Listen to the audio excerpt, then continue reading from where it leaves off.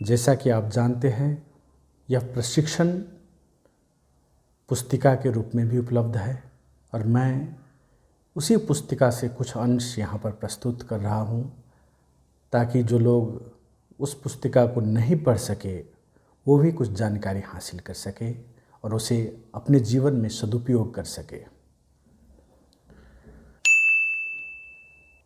जनमत पार्टी के संबंध में, जनमत पार्टी क्या है? जनमत पार्टी जनता के मत के अनुसार चलने वाली राजनीतिक पार्टी है, इसलिए यह नाम भी चुना गया है। जनता जो कहेगी यह वही करने वाली पार्टी है। यह जनमत संग्रह और प्रत्यक्ष लोकतंत्र सहित जनता का अभिमत पर आस्था रखने वाली राजनीतिक पार्टी है। यह नेपाल के निर्वाचन आयोग में दर्ज है। इसका दर्ता नंबर 150 है। इसकी हरेक गतिविधि संवैधानिक और कानून सम्मत है। यह पार्टी निर्वाचन में भाग लेगी और हरेक तह पर अपना कब्जा जमाकर अपने घोषणा पत्र को लागू करेगी।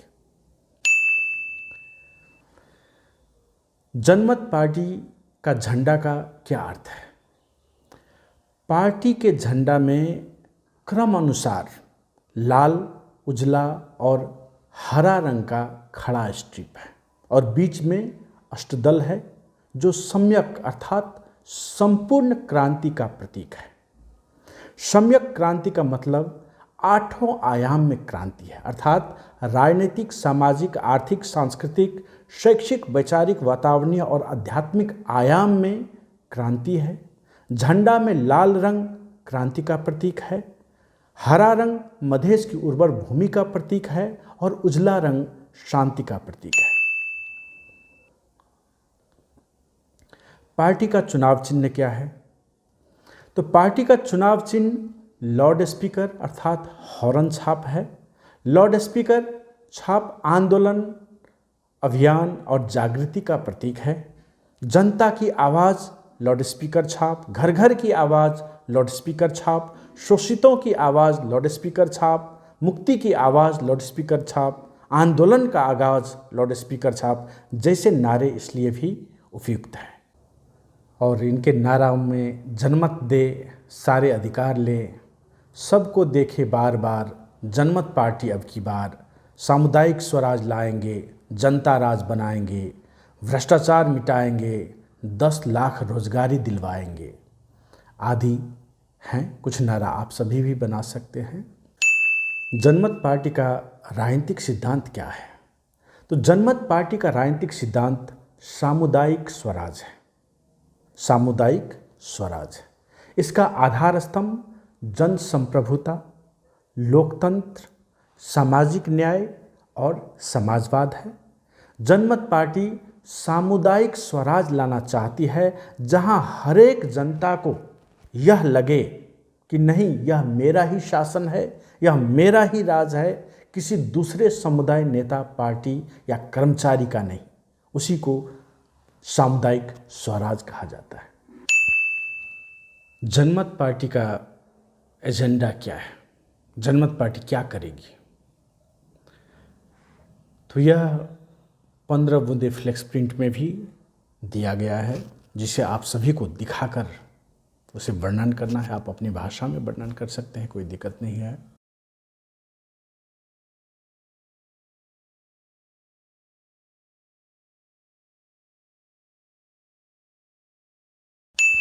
जनमत पार्टी का प्रथम एजेंडा है जन संप्रभुता अर्थात जनता राज।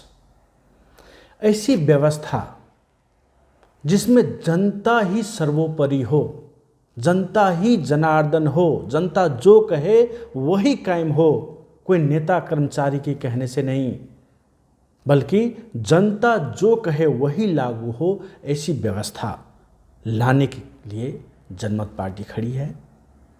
ऐसे जन संप्रभुता, जनता राज लाने के लिए जनमत पार्टी खड़ी है, जिसमें जनता का अपना राज होगा, किसी नेता का नहीं, किसी कर्मचारी का नहीं, किसी ठेकेदार का नहीं, किसी बाबू साहब का नहीं, बल्कि जनता का हुकूमत रहेगा, जनता का अपना राज रहेगा, जनता राज रहेगा। और नेताओं की मनोमानी वाला राज खत्म होगा और जनता का अपना राज कायम होगा। जनता जो कहेगी वही नेताओं को भी करना पड़ेगा, वही कर्मचारियों को भी करना पड़े, ऐसी व्यवस्था हम सब लाना चाहते हैं। दूसरी बात है राइट टू रिकॉल। जनमत पार्टी राइट टू रिकॉल अर्थात जनप्रतिनिधि को वापस बुला सकने का अधिकार संस्थागत करना चाहती है। अभी क्या होता है, जनता एक बार अपना अधिकार प्रयोग करती है निर्वाचन में और जनप्रतिनिधि चुना जाता है, और उसके बाद एक दिन, उस निर्वाचन के दिन के बाद वह जनप्रतिनिधि जनता के नियंत्रण में नहीं रहता है। वो अपना मनोमानी करने लगता है, जनता पे ही दमन शोषण करने लगता है, जनता पे ही लाखों अत्याचार ढाने लगता है, और जनता पूरा 5 बरस अगले निर्वाचन तक पूरा छटपटाती रहती है लेकिन कुछ कर नहीं सकती। और इधर जनप्रतिनिधि उन पर अनेकों अत्याचार करते रहते हैं, अनेकों भ्रष्टाचार करते रहते हैं, अनेकों दमन शोषण और विभेद करते रहते हैं। लेकिन राइट टू रिकॉल अर्थात वापस बुला सकने का अधिकार जनता के पास में निहित रहने पर जब भी जनता चाहेगी, एक बार जीत गया तो क्या हुआ, जब भी वह पुनः जनता की बातों को नहीं सुनने लगे, जनता पर उल्टा दमन शोषण करने लगे, ज़्यादा भ्रष्टाचार करने लगे, तो जनता जब चाहेगी उसे वापस बुला सकते हैं। फिर से 5 वर्ष इंतजार करने की कोई ज़रूरत नहीं है। ऐसे अधिकार, राइट टू रिकॉल का अधिकार, वापस बुलाने का अधिकार हम सब जनता के हाथों में देना चाहते हैं, ताकि जनता राज कायम हो सके, सबसे पावरफुल जनता हो सके, कोई नेता या कर्मचारी नहीं। जनमत पार्टी का यह एजेंडा है। तीसरा एजेंडा है आत्मनिर्णय का अधिकार। यूनाइटेड नेशंस ने सन 1960 दिसंबर 14 में एक निर्णय, एक रिजोल्यूशन पारित किया था, 1514 का निर्णय है, तथा 1966 दिसंबर 16 में भी ICCPR ICSCR का निर्णय पारित किया था, जिसका है 22 से 1 के निर्णय है। उसके अनुसार विश्व के किसी भी समुदाय के पास आत्मनिर्णय का अधिकार होना चाहिए, और उसी निर्णय को हम सब, क्योंकि नेपाल यूनाइटेड नेशंस के चार्टर पर साइन किया हुआ है, नेपाल यूनाइटेड नेशंस का एक सदस्य राष्ट्र है, और इसी कारण से उसके रिजोल्यूशन को आधार बनाते हुए हम सब सामुदायिक आत्मनिर्णय के अधिकार के दावा करते हैं कि मधेश के ऊपर मधेशियों का ही आत्मनिर्णय का अधिकार होना चाहिए, और उस अधिकार के लिए हम सब जनमत पार्टी की तरफ से एडवोकेट करते हैं कि मधेश के विषय में मधेशी जनता खुद निर्णय ले सके कि यहाँ पर क्या होना है, कैसी व्यवस्था होना है, उसके विषय में यहाँ की जनता खुद निर्णय ले सके। ऐसा आत्मनिर्णय के अधिकार के लिए जनमत पार्टी सदैव खड़ी है। जनमत पार्टी प्रत्यक्ष लोकतंत्र के लिए खड़ी है। प्रत्यक्ष लोकतंत्र में जनता के द्वारा जनमत संग्रह करा के हो या विभिन्न माध्यम से जन अभिमत लेकर शासन किया जाता है। खास करके जो विषय राष्ट्रीय सरोकार का विषय होता है, उस विषय में जनता से राय लेकर जनमत संग्रह कराकर ही निर्णय होना चाहिए। इस पर जनमत पार्टी की आस्था रही है, और इसीलिए जनमत पार्टी ने अपने व्यवस्था में यह प्रावधान रखा है कि अगर किसी भी विषय पर 5 लाख हस्ताक्षर करके अगर वह पेश किया जाता है संसद में, तो नेपाल की संसद को उस विषय पर जनमत संग्रह कराना पड़ेगा। ऐसे प्रावधान लाने के लिए जनमत पार्टी खड़ी है, और यह कोई हमारे लिए नई व्यवस्था नहीं है। स्विट्जरलैंड में भी ऐसा होता है कि 1 लाख अगर हस्ताक्षर संकलन करके किसी भी विषय पर वहाँ के संसद में पेश किया जाता है, दिया जाता है, तो उस विषय में वहाँ की सरकार को जनमत संग्रह कराना पड़ता है। तो उस हिसाब से हम सब भी यहाँ 5 लाख हस्ताक्षर संकलन करके अगर किसी भी विषय पर दिया जाता है तो उस विषय पर नेपाल सरकार को जनमत संग्रह कराना पड़े, ऐसी व्यवस्था के लिए जनमत पार्टी खड़ी है।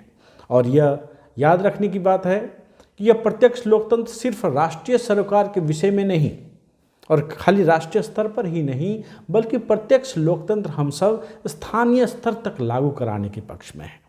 आजकल मोबाइल की ज़माना है, ये नहीं कि हर एक बार जनमत संग्रह कराने के लिए वोटिंग ही करना पड़ेगा, बैलेट पेपर छपा कर ही करना पड़ेगा, ऐसी बात नहीं है। स्थानीय स्तर पर मान लीजिए हर एक आदमी को एक सिम कार्ड दिया जाता है, आधिकारिक रूप में एक सिम कार्ड दिया जाता है और उस सिम कार्ड के जरिए ही एक वार्ड में वोटिंग किया जा सकता है कि कौन सा परियोजना लागू करना है, क्या चीज़ बनाना है, क्या निर्णय लेना है बड़ा स्तर पर। उसी मार्फत उस मोबाइल के द्वारा वोटिंग करा के ही निर्णय लिया जा सकता है। वह भी एक प्रत्यक्ष लोकतंत्र का डिजिटल स्वरूप है, उसको भी हम सब लागू कर सकते हैं ताकि वहाँ के ठेकेदार, वहाँ के जनप्रतिनिधि अपने हिसाब से मनमानी नहीं करे, बल्कि जनता जो चाहती है वही करे। उसको लागू करने का जरिया भी यह प्रत्यक्ष लोकतंत्र है, उसको हम सब ऐसे लागू कर सकते हैं। जनमत पार्टी का 5वां एजेंडा है भ्रष्टाचार नियंत्रण। जन लोकपाल जैसे संयंत्र हो या अख्तियार दुरुपयोग को और भी प्रभावकारी बनाकर हो, या आरटीआई जो संयंत्र है उसको और भी कड़ाई के साथ लागू करके हो, अनेकों संयंत्र को सशक्तिकरण करके हम सब भ्रष्टाचार को उन्मूलन करने की दिशा में लगेंगे, क्योंकि हमारे समाज को आज भ्रष्टाचार ने ही खोखला कर दिया है। चाहे योजना कितने भी अच्छा क्यों न हो, कितना भी अच्छा प्लान क्यों न लाया जाए, जब तक भ्रष्टाचार कायम रहेगा तब तक तरक्की उन्नति नहीं हो सकती।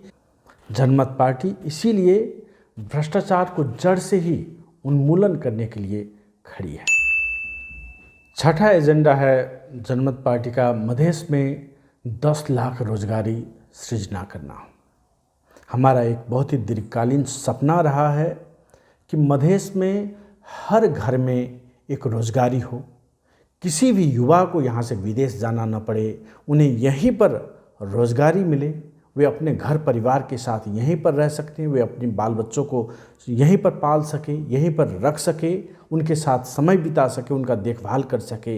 यह हमारा बहुत ही महत्वपूर्ण सपना रहा है और उस सपना को पूरा करने के लिए, हर घर में एक रोजगारी देने के लिए और 10 लाख रोजगारी कम से कम सृजना करने के लिए जनमत पार्टी खड़ी है। उसके लिए सेवा क्षेत्र में विस्तार होगा, कृषि का आधुनिकीकरण करके होगा या औद्योगिकरण को तीव्र गति में विस्तार करके होगा, जो भी होगा उसे करके, लेकिन 10 लाख रोजगारी को सृजना करके घर घर में एक रोजगारी पहुंचाने का कार्य जनमत पार्टी करेगी। जनमत पार्टी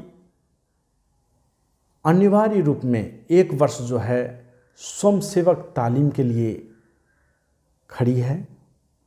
यह इसलिए कि अभी क्या होता है कि किताबी रूप में पढ़ाई तो कर दिया जाता है, लेकिन अधिकांश लोगों के पास कोई सीप नहीं रहता है, कोई दक्षता नहीं रहती है, जिसके कारण से डिग्री तो उनके पास रहता है, कागजी डिग्री तो उनके पास रहता है, लेकिन वो कोई काम करने के लिए योग्य नहीं रहते, उनके पास कोई सीप नहीं रहता, जिसके कारण से अगर वह विदेश भी चला जाए तो उन्हें अच्छी नौकरी नहीं मिलती, उन्हें अच्छी पगार नहीं मिलती। और इसी कारण से हर एक नागरिक को 10वीं परीक्षा के बाद अनिवार्य रूप में 1 वर्ष तालीम दिया जाएगा, जिसमें स्वयंसेवा के साथ साथ वोकेशनल तालीम भी दिया जाएगा, ताकि वह एक सशक्त, जिम्मेवार और दक्ष नागरिक होकर निकले, वो अपने आत्मनिर्भर होकर अपना जीवन बिताने के लिए सक्षम हो, ऐसा नागरिक बनकर निकले। उस बात के लिए अवधारणा जनमत पार्टी लाई है। जनमत पार्टी का 8वां एजेंडा है सामाजिक न्याय। हर एक वर्ग और समुदाय को राज्य के साधन स्रोत और अवसर पर समन्यायिक और सहज पहुंच हो, उसकी सुनिश्चितता करने के लिए सामाजिक न्याय को स्थापित करना जनमत पार्टी का लक्ष्य है। समाज में दलित, उत्पीड़ित, सीमांतकृत, अल्पसंख्यक सभी को राज्य व्यवस्था में हिस्सेदारी की सुनिश्चितता की जाएगी और उन्हें समान अधिकार दिया जाएगा। उसके लिए जनमत पार्टी सदैव खड़ी रहेगी। जनमत पार्टी का नवा एजेंडा है दमन शोषण विभेद का अंत। चाहे सेना पुलिस और कर्मचारी द्वारा हो, या चाहे जनप्रतिनिधि द्वारा हो, या पार्टी के कार्यकर्ता द्वारा हो और उनके लठैत द्वारा हो, समाज के ही सामंत और शक्तिशाली वर्ग के द्वारा अभी जो आम जनता के ऊपर में दमन शोषण किया जाता है, विभेद किया जाता है, अनेकों अत्याचार किए जाते हैं, उसे पूर्णतः उन्मूलन करने के लिए जनमत पार्टी खड़ी रहेगी। हर एक नागरिक के अधिकार को रक्षा किया जाएगा और हर एक विभेद, दमन, शोषण और छुआछूत को अंत किया जाएगा। इसके लिए जनमत पार्टी खड़ी रहेगी। 10वां एजेंडा समान अधिकार का है। नेपाल के संविधान में बदलाव लाकर विभेदपूर्ण सीमांकन और प्रावधान को न्यायसंगत करते हुए नागरिकता सहित के प्रावधानों में समान अधिकार सुनिश्चित किया जाएगा। 11वें नंबर में है पूर्व समझौता कार्यान्वयन। इससे पहले मधेश आंदोलन हुए, मुस्लिम आंदोलन हुआ, धरोहट आंदोलन हुआ, दलित आंदोलन हुआ, आदिवासी आंदोलन हुआ, अनेकों किस्म के आंदोलन हुए, स्वराज आंदोलन हुआ। उस समय में जितने भी समझौता किए गए, 22 बूँदें किया गया, 8 बूँदें किया गया, 11 बूँदें किया गया, जो भी समझौता इन आंदोलनकारियों पक्षों के द्वारा इन आंदोलनकारियों के साथ हुआ है, उसे कार्यान्वयन करने के लिए जनमत पार्टी लगी रहेगी। उसके लिए जनमत पार्टी खड़ी रहेगी। 12वां है सेना में सामूहिक प्रवेश। 2064 साल फागुन 16 गते जो 8 बूँदें समझौता हुआ था, उसके अनुसार 30,000 से ज़्यादा मधेशियों की सामूहिक प्रवेश सेना में होना चाहिए था, परंतु वह अभी तक भी नहीं हुआ है।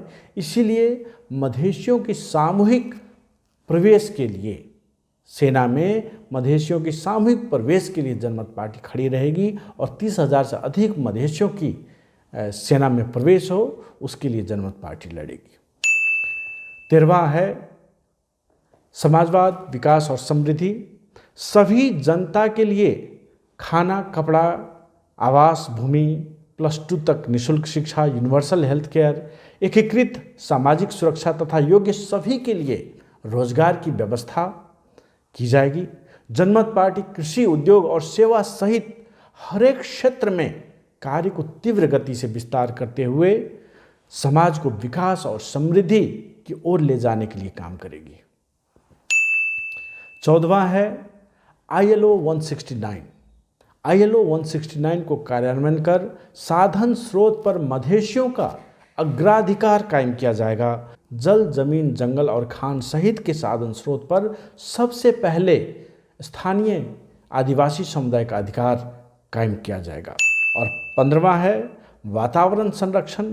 चूरिया पर्वत को संरक्षित क्षेत्र बनाकर और नियंत्रित आप्रवासन का व्यवस्थापन किया जाएगा तथा बृहत स्तर पर वृक्षारोपण करके पर्यावरण को बचाने के लिए काम किया जाएगा।